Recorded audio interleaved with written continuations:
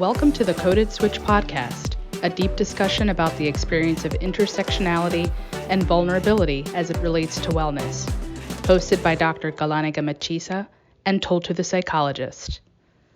Well, if you've just tuned in, welcome to the Coded Switch. I'm Toltu Tufa, your local psychologist from Australia, and I'm here with the one and only Dr. Gelane Gemechisa.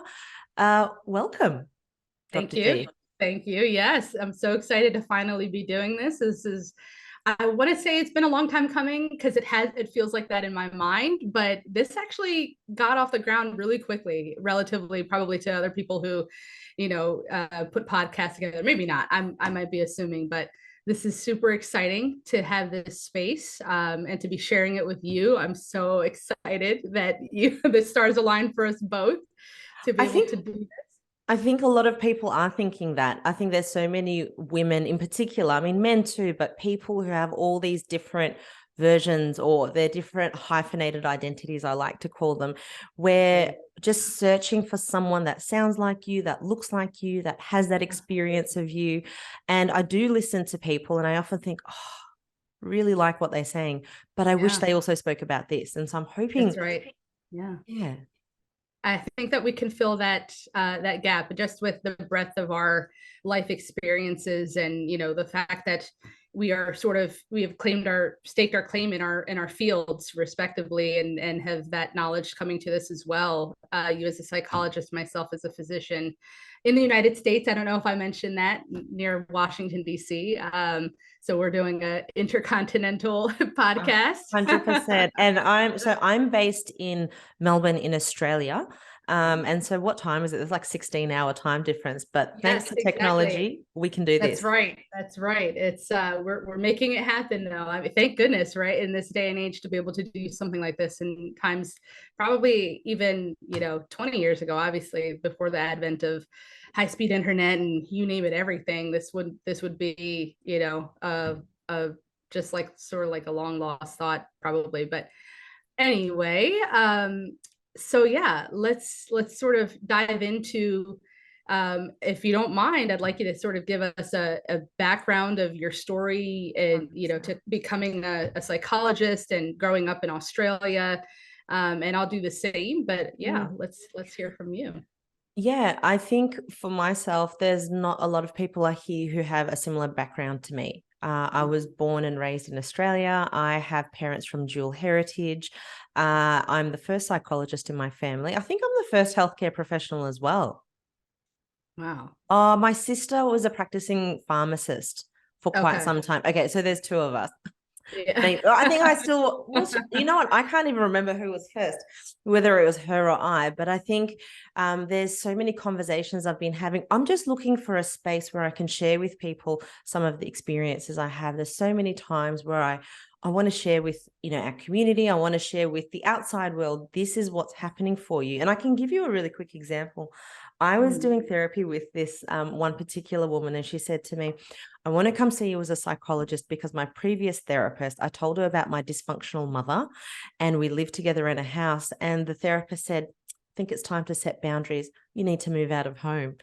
And she said, listen, I'm a single Somali girl. I am not married. I'm not leaving my house. My mum is there to stay. We need to make this work. And so she spent that time convincing her. And then she said, I felt like I had to tell her why that was just not an option to move out of home. And so it's those things that people don't talk about. It's the hidden stuff. And sometimes you see it as a healthcare professional and that people are experiencing it at home. And for me, this is the space that I want to bring it up in. I'm a practicing Muslim too. So I go to the mosque and, sure, there's like spiritual, development, but they're not sitting necessarily always talking about the actual life issues that you're facing on a day-to-day basis. Absolutely. 100%. And I don't know if that's where you were planning to segue, but I share a lot of what you've experienced, obviously in a different country, but still probably a lot of similarities, I would imagine. So I was born and raised here in the United States. My parents, they came here in September of 1980, and I was. Are we doing this and hiding your birthday as well? Are you still 25? Actually 24. Thank you very much. For the last 3 years, 3.5 years, she's been turning 24 every year. But no, so they came in September and I was born in October. So it was, I would imagine, sort of quite an interesting time. They already had 3 children. I'm the fourth, the youngest of 4. And I can only imagine sort of what experiences they were having in making that transition. It was actually the second time they were coming to the States, but the second time they knew it was for good, essentially. So how did that happen? Like my experience of people or families coming from Africa, you come once with all your bags and like, here we are. How did you come twice? Yeah, so well, I didn't. I only made it on the second go around of things, but but the first time it was because my father was doing school. He was doing college here, and sort of through the church essentially had sort of sponsored him to be able to do that. And so the understanding and agreement was that he was going to go back and work for the church. Right. And it was wild times. My parents celebrated their 50th wedding anniversary last year, and they were telling us a lot of their stories. Wow. And so just listening to what they had experienced, as imagine, because obviously people were getting married and having children a lot younger than what people do these days. And so these were, young, late teens, early 20s, individuals with very young children crossing an ocean, moving to a culture they had absolutely, besides interfacing with missionaries who were in the country in Ethiopia, in Oromia, had no idea what land they were coming to, right? And so that's I can crazy. only imagine the experiences Can they I were just having. say that's crazy? That is crazy. Like, how do you even do that? Like, first of all, they're married for 50 years. I know, breathed past that. 10 years is like the 50. I feel like 50 years is huge, half a century. It's exactly. I mean, it's amazing. Actually, it is amazing. I mean, I think often about like what that will feel like to have, to have known someone and lived alongside someone and watched their life, and then them watch yours for that long, and the things about another human being and about, I would imagine, just observing life in general. It's probably, I mean, it's not probably, it is amazing, right? Like sure, of course, with its downs as well as, the ups are in there as well. But so yes, I know I did breeze past that, but that sort of was how all of the stories were coming out, as they were telling us about recounting their adventures, right, to put it positively.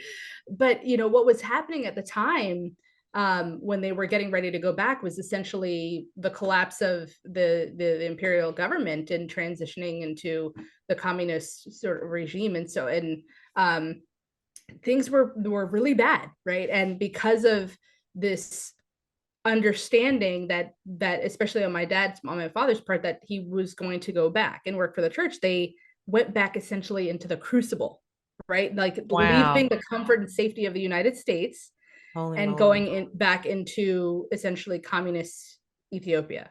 That's scary. I cannot, for so many reasons, can't even imagine.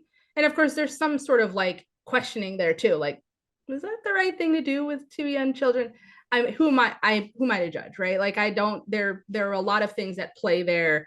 It was a different world. It was a different world, a different era. Facebook wasn't around then. They couldn't have seen in anyone's feeds how bad it really was until you got there. And then it's not like you're going to turn around and be like, we're just going to get back on the plane with our 3 kids that cost us 6 months worth of income to fly out in the first place. But yeah. That's right. Yeah, absolutely. So I'm sure we'll come back to this at another point, but it does speak to something that's present in our culture, but I'm sure a lot of other cultures as well, as far as like the obligation to community, more so than to individuality, to the individual or to the family unit, right? We'll come back to this, I'm sure, but it does highlight that.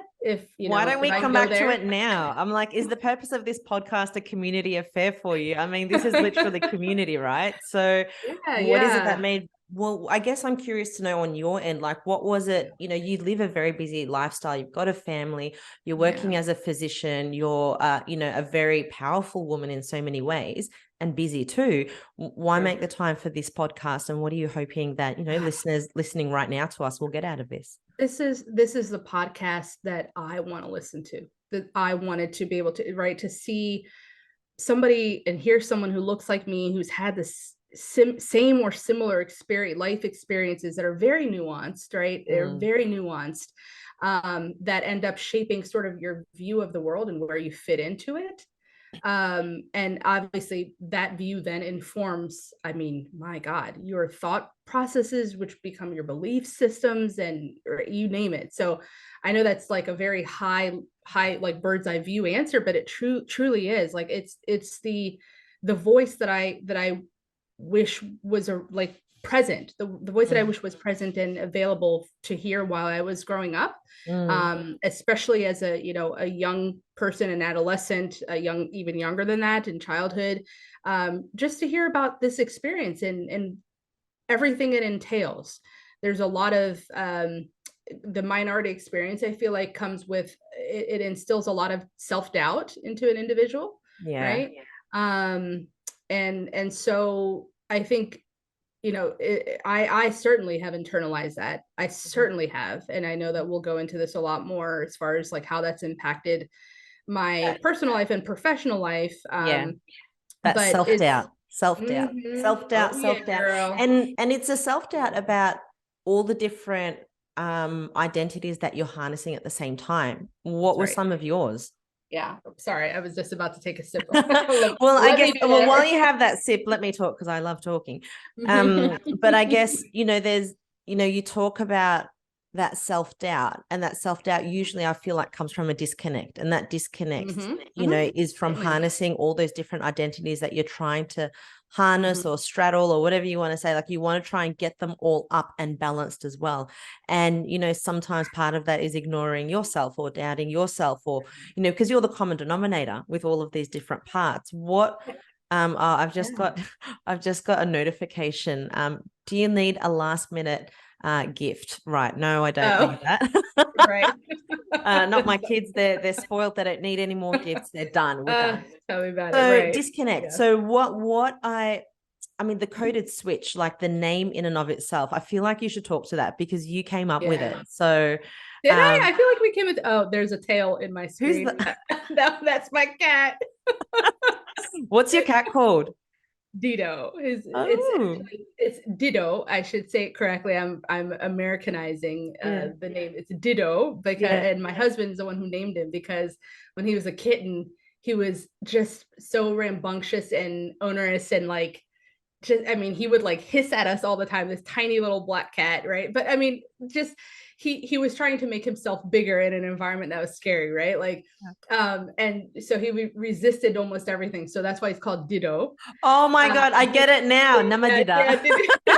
It's an Oromo. What is that? The one who refuses, or exactly? Yeah, the one who. Yeah, that's probably one way of looking at it. The one who says no. That's right. Exactly. So that's where his name came from. We actually have two cats. The other one, she's super, super sweet. And so her name is Mia. Oh, that's such a nice name. So you might see a stray tail here and there. Oh, well, I thought if his name is Dido, then her name might be Hindidu or something like that. Right? She's all yes, but Mia is a beautiful name. Actually, I wanted to call my daughter Miaya. I ended up calling her something else, but I thought that was a really pretty girl's name. That is a pretty name. That is a pretty name. So we digress. I apologize. I just saw the tail and was like, oh my God. This is the point of the podcast. We digress because we've got so many things to deal with. But no, talk to me about the coded switch. That's the name that you suggested, and I thought, brilliant. This is the name that we need to go with. Okay. Well, I feel like you came up, maybe, I don't know, it was a shared delivery of that thought. But anyway, before I do that, I just realized that I didn't actually introduce myself. I think you told me you said my name, but so I'm Dr. Gelane Gemechisa. I go by Dr. G. That's how my patients and colleagues refer to me. And I'm a physician practicing just outside of, I actually practice in Washington, D.C., live just outside of Washington, D.C. in the United States. I'm also a certified life coach. I don't think I mentioned that before, but which adds an interesting aspect to sort of how I approach healthcare delivery to my patients. Just sort of with the understanding of the basis of to change a person's health, you really have to first understand their life, right? They're under the sort of all of the variables that are affecting their life, and then to help navigate moving towards health and wellness within the constraints sometimes, and certainly the context of their life. And health oftentimes is unfortunately, but oftentimes it is a goal sort of like that people might have for themselves or just generally thinking of like, they're starting from a place of unhealth usually and trying to move toward health and wellness. And so the coaching aspect is what really enables me to reach patients, and I say patients, but of course, I mean, these are just fellow human beings, right? Like to move to where they would like to see themselves in all aspects of being, not just related to health. So anyway, this is what we do as women. We say, I do la la la la la la anyway.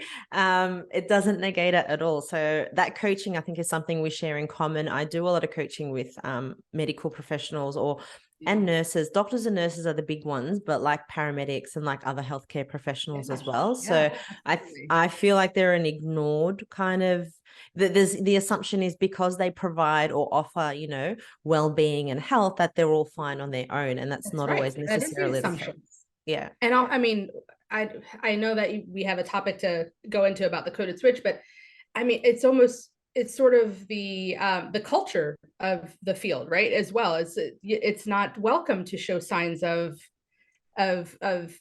I don't want to say this, I don't want to call it this, but a different word is not coming to me, of weakness, right? In whatever way that looks like, struggling, you name it. It's not a welcomed notion. I think, right? Like I feel like it's I feel like it's amplified in the healthcare industry. Like it's like that in the world. It's like that on social media, but it's amplified in the healthcare industry, where you are fine, you better be fine. And you gotta be fine because there's too much to do. There's too many people that need us. You can't not be fine, right? Exactly. Like, and if you're not fine, I don't want to hear about it, because the stuff still needs to get done, right? Or you're not strong enough, or you can't handle it. And this happens as women, this happens as wives, as husbands, as just people who adopt all these different titles. We expect that they need to be fulfilling that role, not necessarily the case. Talk to me about the coded switch. Yeah, so the coded switch, so that came out of sort of the term, the code switch, which is something that a lot of people who experience intersectionality in their lives are very familiar with. Sort of, what's intersectionality? So there are some people who are like, what is intersectionality? Yeah, I think the way I would describe it, I'm sure there's probably a Webster dictionary definition of it, but the way I would describe it is sort of the experience of almost like different identities, and not in the pathologic way. I don't mean right, in like terms of like sickness and disease. It's more yes, that's right. Yes, exactly. I just mean more so of maybe being aware of different ways of operating, not necessarily different ways of thinking, right? Because the thought patterns are usually, that doesn't change. That's pretty static. Yes, exactly. So it's more so, like I said, it's not necessarily the thought pattern that changes within a person in their thinking. It's more so the understanding and the experience of living in different systems, whether it's like culturally or behaviorally, what is sort of acceptable in each system, in each sort of operating system, that, for lack of a better way of putting it.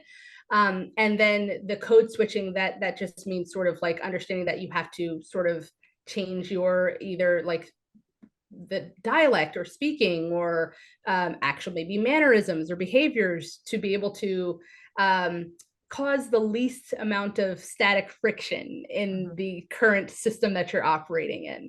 So I know that's sort of like a vague, but it's literally what it is practically. That's what it feels like, to be in it. I'm sure, like I said, there's probably a better way of defining it, but what it actually feels like to live it out is exactly that. So like your thoughts, you're very aware of it. You're very aware that you might be behaving not necessarily as true to the self as you'd like to, or as you know yourself to be. But it essentially, it causes, like I said, the least amount of friction, ruffles the least amount of feathers to sort of switch into what is the acceptable way of behaving in a certain system. And I think the biggest way that manifests is culturally usually, but it's different. Cultural can mean a lot of different things, not necessarily like the typical culture that we talk about. And race, it can be work culture, your relationship culture. Absolutely. Absolutely. But I'd be curious to know, like, when we talk I want to ask you a question now. No, I want to know your take on the coded switch. So, because I think that you had a really poignant way, because when we realized for many reasons that we didn't want to use the code switch, we went with coded switch, and you had a really poignant way of describing, like, what does coded mean in this context? So tell us what coded switch means. Like you said, it's like an anthropological, sociological, like cultural based term when we talk about code switching. So people switching between the different versions of the identities that they have. And, it's a code, but I feel like ours is, it's coded in a way for us. It's the coded switch. So for me, I feel like as a Muslim brown woman living in Australia, who's, from a multi-generational family, but trying to break new ground, who's come out of a relationship, trying to just navigate all of this stuff. I look at another person who shares some of those codes with me, and I switch in and out of those codes in ways that people understand. So there's like a niche within a niche, within a niche, within a niche. And I think that's what's missing from our discussions, that we, in social media, we pride ourselves on saying, well, this is my profession and this is my field. And we try and create all these separations to make ourselves unique. And in doing that, I feel like there's a disconnect. And absolutely. People struggle more and more fractured, right? Like, yeah, absolutely. I think I just love that. That's exactly why I wanted you to describe that, because it's so poignant, and it hits the nail on the head. As far as like, there's this internal process that happened that's happening for everyone usually, especially people who experience intersectionality. That I feel like it's the other side of that coin is vulnerability, right? It is vulnerability, because what you're trying to protect by code switching is your vulnerability of, like who you actually are, who you really feel like you identify as. Oh my God, that just hits really strongly, because when you talk about code, it's there's a processor, there's an encryption there. So there's a code that not everyone understands, and you need to, what's the opposite of encrypt? Decrypt? Decrypt, yeah.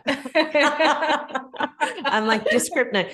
So it's like decrypting that coded switch that we have, that we constantly shift. And so, I mean, I'm curious to hear, even from people who are listening to us right now, what codes are they switching between? What are the different codes that we need to know about? Because we should talk about them.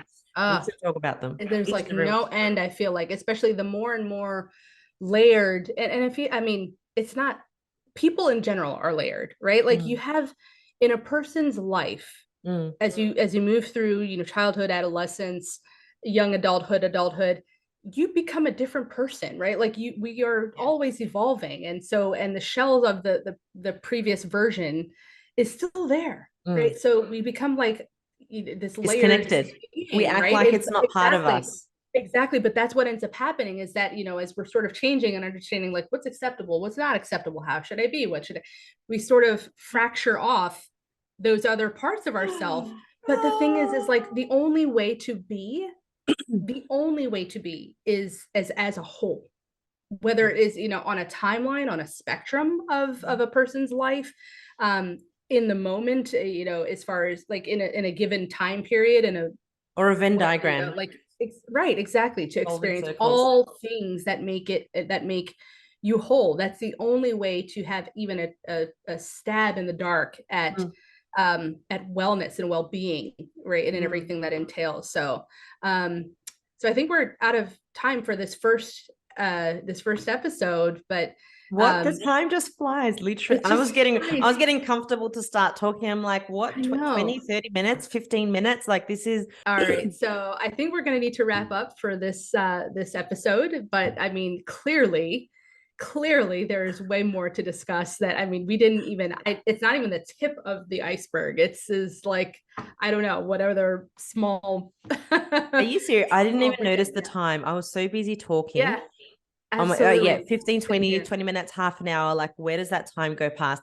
Let's call it. Let's do another episode. We should do another episode. Must okay. Absolutely. We'll do another episode. I hope you all join us for that episode. We'll dive deeper into sort of our experiences that led us to even wanting to do a podcast like this, talking more so about the reason why a podcast like this is important, the purpose of it. And I think speaking to it as a medical physician, as a practicing doctor, and as a psychologist as well, we need to start talking about things that nobody is talking about, literally no one. So join us on the Coded Switch. Yeah, exactly. You're like, come back here. We'll see you back on the next episode. All right. Sounds good.